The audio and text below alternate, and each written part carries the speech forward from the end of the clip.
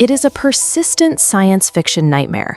A massive machine of war rolls off a factory floor, fully automated and devoid of a crew. It scans the horizon, calculates its own targets, and pulls its own trigger without a single human involved. This photograph shows the BAE Systems Black Knight. It is an unmanned ground combat vehicle, or UGCV. The military designed this specific class of hardware to handle high-threat operations without putting a human crew in the line of fire. It is built to fight right alongside heavy armor, runs on a 300-horsepower diesel engine, weighs 12 tons, and carries a 30mm cannon. Media headlines frequently point to platforms like this to warn of rogue artificial intelligence deciding who lives and who dies. But the engineering architecture and ethical frameworks governing these platforms tell a completely different story. Understanding how a modern robotic tank actually operates requires looking past the mythology.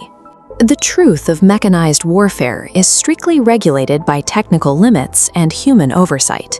Fusing LiDAR and cameras, an autonomous vehicle sweeps invisible sensor cones forward, mapping its environment to detect threats. But it suffers from the frame problem. Relying strictly on pre-programmed parameters, the software cannot contextualize unpredictable, abstract variables the way a human brain does.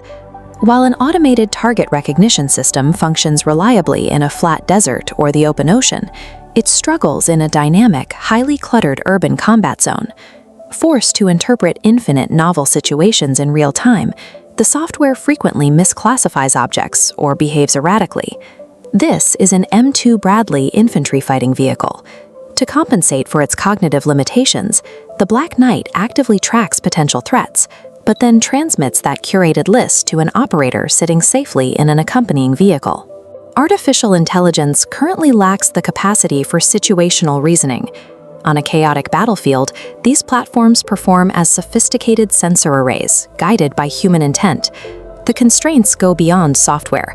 A 12-ton vehicle navigating rough terrain inevitably encounters physical hazards like steep slopes, deep mud, or large fallen locks. Human crews don't just drive, they perform immediate field maintenance. They manually unstick the vehicle. Without a crew on board, a minor physical obstacle becomes a critical failure. The moment it gets stuck, its tactical utility drops to zero. These are Russian Uran-9 unmanned ground vehicles. The physical bottleneck of unstructured terrain affects development programs across all major global powers. An armored robot is easily neutralized by the environment itself. Engineers attempt to mitigate this through guarded teleoperation. While a human operator steers, the onboard AI actively overrides commands that would drive the vehicle into a lethal obstacle. Armored warfare doctrine notes that a tank without a crew is just a lump of iron. Removing humans keeps soldiers safe, but leaves behind a fragile liability when terrain exceeds algorithmic limits. Even when the robotic vehicle navigates successfully across rough terrain and independently tracks an enemy combatant, it still faces another hard limit. It is locked out of the final step of the kill chain, authorizing the strike. A continuous radio frequency link connects the operator to the drone. This wireless connection is highly vulnerable to electronic jamming. If severed, a strict fail-safe protocol immediately locks the weapons and halts the tracks, ensuring the vehicle cannot execute autonomous commands. The United States Department of Defense explicitly mandates this specific human-in-the-loop architecture. Their policy requires that commanders and operators exercise appropriate levels of human judgment over the use of force at all times. The artificial intelligence can drive the vehicle, map the terrain, and track the enemy through a thermal lens.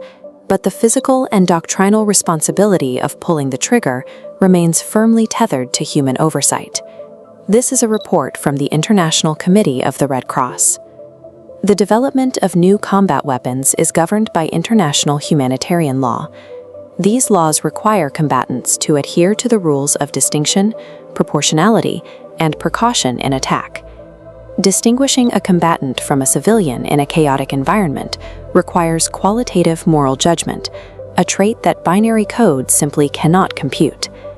If a fully independent machine miscalculates and commits a war crime, it creates what jurists call an accountability gap. Because algorithms lack intent, it becomes impossible to hold a programmer or commander criminally liable for the unpredictable actions of software.